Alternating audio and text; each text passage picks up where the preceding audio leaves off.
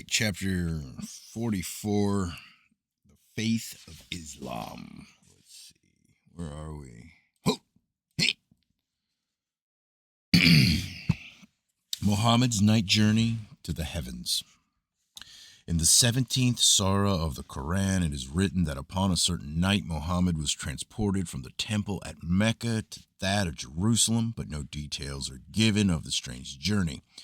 In the Mishkatu Masabih, Muhammad is made to describe his ascent through the seven heavens into the icy presence of the many-veiled God and his subsequent return to his own bed, all in a single night. Muhammad was awakened in the night by the angel Gabriel, who, after removing the prophet's heart, washed the cavity with Zamzam water and filled the heart itself with faith and science.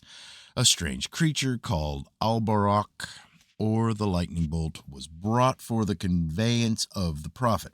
Al-Barak is described as a white animal of the shape and size of a mule, with the head of a woman and the tail of a peacock. According to some versions, Muhammad merely rode Al-Barak to Jerusalem, where, dismounting upon Mount Moriah, he caught hold of the lower rung of a golden ladder, lowered from heaven, and, accompanied by Gabriel, ascended through the seven spheres, separating the earth from the inner surface of the Empyrean. At the gate of each sphere stood one of the patriarchs, whom Muhammad saluted as he entered the various planes. At the gate of the first heaven stood Adam. At the gate of the second, John and Jesus, sisters' sons. At the third, Joseph. At the fourth, Enoch. At the fifth, Aaron. At the sixth, Moses. And at the seventh, Abraham. Another order of the patriarchs and prophets is given, which places Jesus at the gate of... which places at the gate of the seven. Another order of the patriarchs and prophets is given, which places Jesus at the gate of the seventh heaven, and upon reaching this point, Muhammad is said to have requested Jesus to intercede for him before the throne of God. All right, chapter 44. Representative of the attitude of Christendom towards Islam, till recent years at least, is Alexander Ross's postscript to the angelicized version published in 1649 of Sieur de Rye's French translation of the Quran. The author of the postscript directs the following invective against Muhammad in the Quran. Good reader, the great Arabian impostor now, at last, after 1,000 years, is by the way of France arrived in England, and his Alcoran or gallimaufry of errors, a brat as deformed as the parent and as full of heresies as his scald head was of scurvy, hath learned to speak English. If you will take a brief view of the Alcoran, you shall find it a hodgepodge made up of these four ingredients. 1, of contradictions. 2, of blasphemy. 3, of ridiculous fables. 4, of lies. The accusation of blasphemy is emphasized against Muhammad because he affirmed that God, being unmarried, was incapable of having a son. The fallacy of this argument, however, is apparent from the prophet's own views of the nature of God as contained in the second surah of the Quran. To Allah, God, belongeth the east and the west. Therefore, whithersoever ye turn yourselves to pray, there is the face of Allah, for Allah is omnipresent and omniscient. They say, Allah hath begotten children. Allah forbid. To him belongeth whatever is in heaven and on earth. All is possessed by him, the creator of heaven and earth. And when he decreeth a thing, he only saith unto it, be, and it is. In other words, the God of Islam has but to desire, and the object of that desire at once comes into being, whereas the God of Alexander Ross must proceed in accord with the laws of human generation. Muhammad, prophet of Islam, the desired of all nations, was born in Mecca, A.D. 570, maybe, and died in Medina, A.D. 632, or in the 11th year after the Hijra.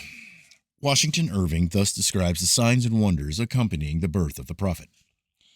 His mother suffered none of the pangs of travail. At the moment of his coming into the world, a celestial light illumined the surrounding country, and the newborn child, raising his eyes to heaven, exclaimed, "God is great, there is no God but God, and I am his prophet." Heaven and earth we are assured, were agitated at his advent. The lake Sawa shrank back to its secret springs, leaving its borders dry, while the Tigris, bursting its bounds, overflowed the neighboring lands. The palace of Khosru, the king of Persia, shook on its foundations, and several of its towers were toppled to the earth. In the same eventful night, the sacred fire of Zoroaster, which, guarded by the Magi, had burned without interruption for upward of 1,000 years, was suddenly extinguished, and all the idols in the world fell down. See Muhammad and his successors. While the prophet was still but a toddling babe, the angel Gabriel, with 70 wings, came to him, and cutting open the child, withdrew the heart. This Gabriel cleansed on the black drop of original sin, which is in every human heart because of the perfidy of Adam, and then returned the organ to its proper place in the prophet's body. In his youth, Muhammad traveled with the Meccan caravans. On one occasion, acted as armor-bearer for his uncle, and spent a considerable time among the Bedouins, from whom he learned many of the religious and philosophic traditions of ancient Arabia. While traveling with his uncle Abu Talib, Muhammad contacted the Nestorian Christians, having encamped on a certain night near one of their monasteries. Here, the young prophet-to-be secured much of his information concerning the origin and doctrines of the Christian faith. With the passing years, Muhammad attained marked success in business, and when about 26 years old, married one of his employers, a wealthy widow nearly 15 years his senior. The widow, Khadija by name, was apparently somewhat mercenary, for, finding her young business manager most efficient, she resolved to retain him in that capacity for life. Khadija was a woman of exceptional mentality, and to her integrity and devotion must be ascribed the early success of the Islamic cause. By his marriage, Muhammad was elevated from a position of comparative poverty to one of great wealth and power, and so exemplary was his conduct that he became known throughout Mecca as the faithful and true. Muhammad would have lived and died an honored and respected Meccan had he not unhesitatingly sacrificed both his wealth and social position in the service of the God whose voice he heard while meditating in the cavern on Mount Horiah in the month of Ramadan. Year after year, Muhammad climbed the rocky and desolate slopes of Mount Hira, since called Jebel Nur, the mountain of light, and here in his loneliness cried out to God to reveal anew the pure religion of Adam, the spiritual doctrine lost to mankind through the dissensions of religious factions. Khadija, solicitous over her husband's ascetic practices, which were impairing his physical health, sometimes accompanied him in his weary vigil, and with womanly intuition sensed the travail of his soul. At last, one night in his 40th year, as he lay upon the floor of the cavern, enveloped in his cloak, a great light burst upon him. Overcome with a sense of perfect peace and understanding in the blessedness of the celestial presence, he lost consciousness. When he came to himself again, the angel Gabriel stood before him, exhibiting a silken shawl with mysterious characters traced upon it. From these characters, Muhammad gained the basic doctrines later embodied in the Quran. And Gabriel spoke in a clear and wonderful voice, declaring Muhammad to be the prophet of the living God. In awe and trembling, Muhammad hastened to Khadija, fearing the vision to have been inspired by the same evil spirits who served the pagan magician so greatly despised by him. Khadija assured him that his own virtuous life would be his protection and that he need fear no evil. Thus reassured, the prophet awaited further visitations from Gabriel. When these did not come, however, such a despair filled his soul that he attempted self-destruction, only to be stopped in the very act of casting himself over a cliff by the sudden reappearance of Gabriel, who again assured the prophet that the revelations needed by his people would be given to him as necessity arose. Possibly as a result of his lonely periods of meditation, Muhammad seemingly was subject to ecstatic swoons. On the occasion when the various surahs of the Quran were dictated, he is said to have fallen unconscious and, regardless of the chill of the surrounding air, to have been covered with beads of perspiration.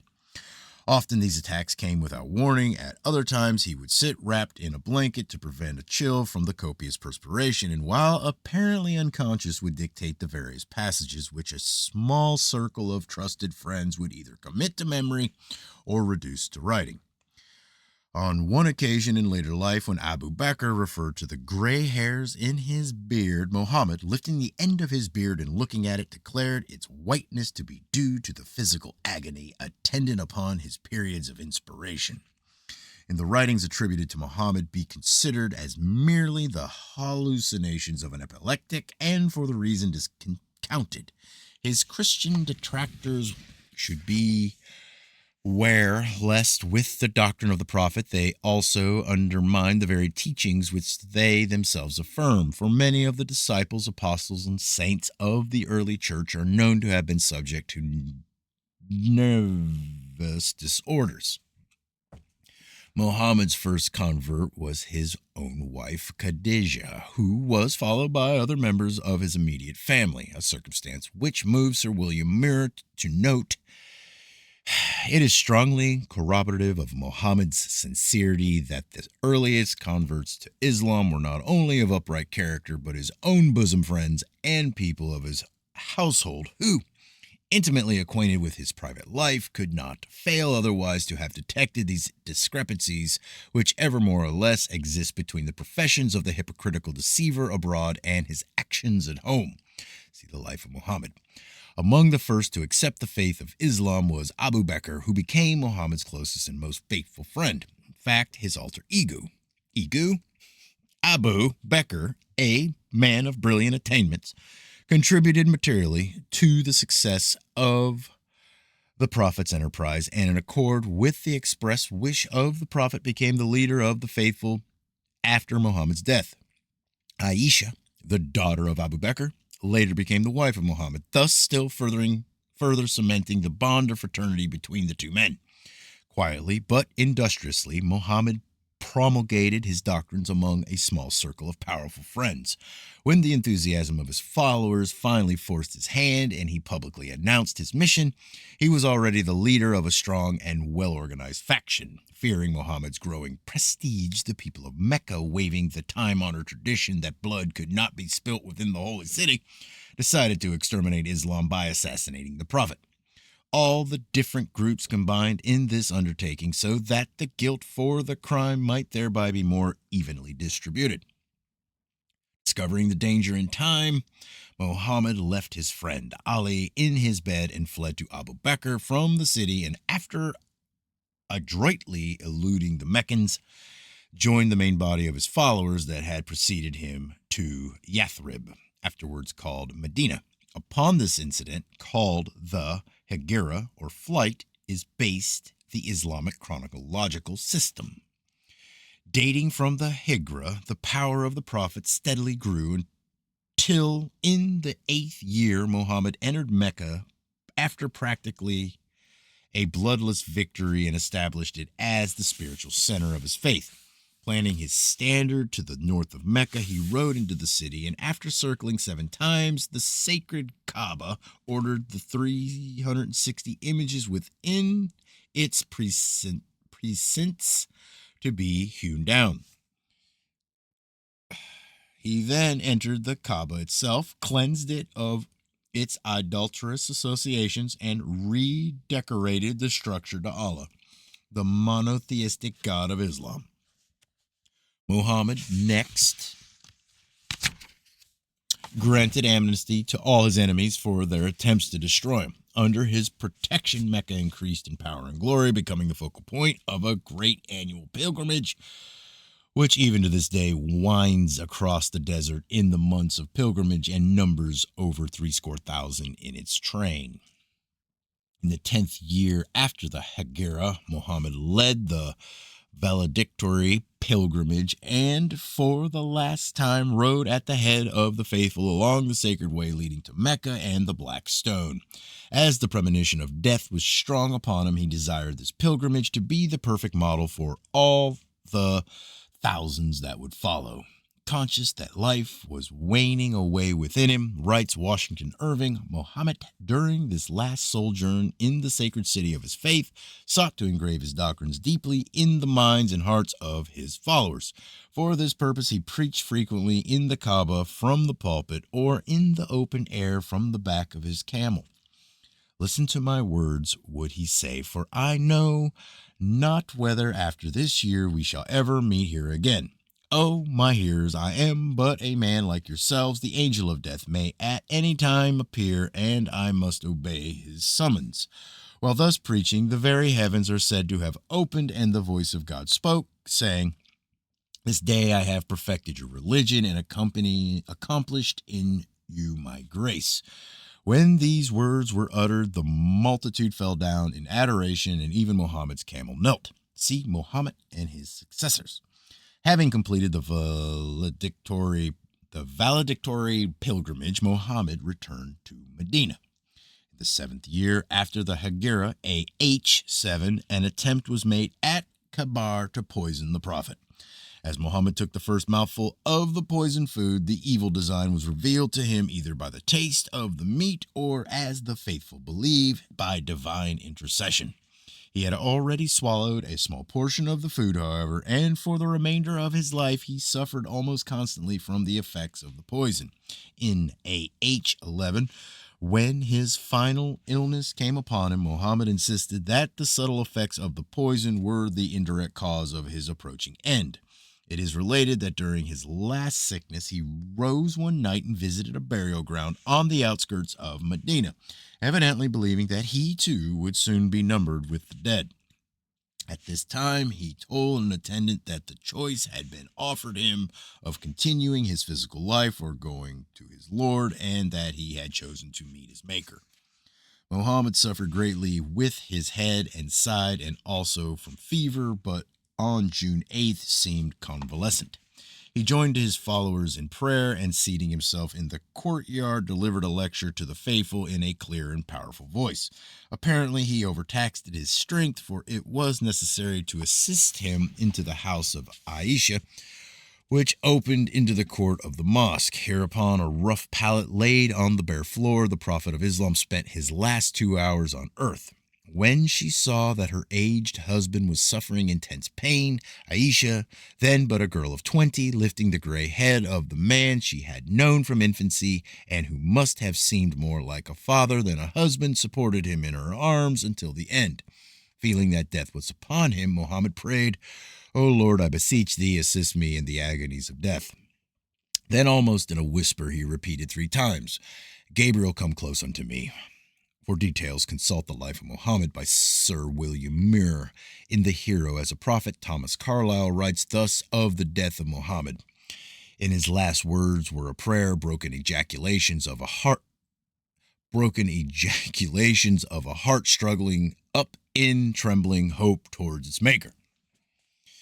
Muhammad was buried under the floor of the apartment in which he died. The present condition of the grave is thus described. Above the Haraya is a green dome surmounted by a large gilt crescent springing from a series of globes. Within the building are the tombs of Muhammad, Abu Bakr, and Umar, with a space reserved for the grave of our Lord Jesus Christ, who Muslims say will again visit the earth and die and be buried at Al-Madinah. The grave of Fatima, the Prophet's daughter, is supposed to be in a separate part of the building, although some say she was buried in Bak. The Prophet's body is said to be stretched full length on the right side, with the right palm supporting the right cheek, the face fronting Makkah. Close behind him is placed Abu Bakr, whose face fronts Muhammad's shoulder, and then Umar, who occupies the same position with respect to his predecessor. Amongst Christian historians, there is a popular story to the effect that Mohammedans believe the coffin of their prophet to be suspended in the air, which has no foundation whatever in Muslim literature, and Nabur thinks the story must have arisen from the rude pictures sold to strangers. See a Dictionary of Islam. Concerning the character of Muhammad, there have been the grossest misconceptions. No evidence exists to support the charges of extreme cruelty and licentiousness laid at his door. On the other hand, the more closely the life of Muhammad is scrutinized by dispassionate investigators, the more apparent become the finer qualities of his nature.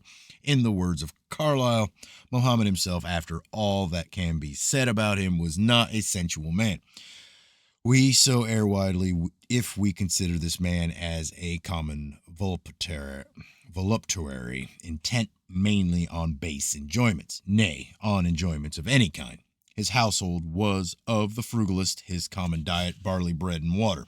Sometimes for months there was not a fire once lighted on his hearth. A poor, hard-working, ill-provided man, careless of what vulgar man toiled for. They called him a prophet, you say. Why, he stood there face to face with them. They're not enshrined in any mystery, visibly clouding his own cloak, cobbling his own shoes, fighting, counseling, ordering in the midst of them. They must have seen what kind of man he was. Let him be called what you like. No emperor with his taras was obeyed as this man in a cloak of his own clouting. Hold on.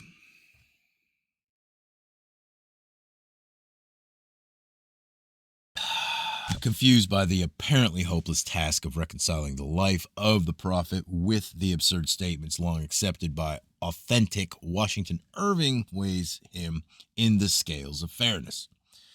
His military triumphs awakened no pride nor vainglory, as they would have done had they been effected for selfish purposes. In the time of his greatest power, he maintained the same simplicity of manners and appearances as in the days of his adversity. It is this perfect abnegation of self connected with this apparent heartfelt piety running throughout the various phases of his fortune which perplex one in forming a just estimate of Muhammad's character. When he hung over the deathbed of his infant son Ibram, resignation to the will of God was exhibited in his conduct under this keenest of afflictions, and the hope of soon rejoining his child in paradise was his consolation. Yeah. I'll stop there today.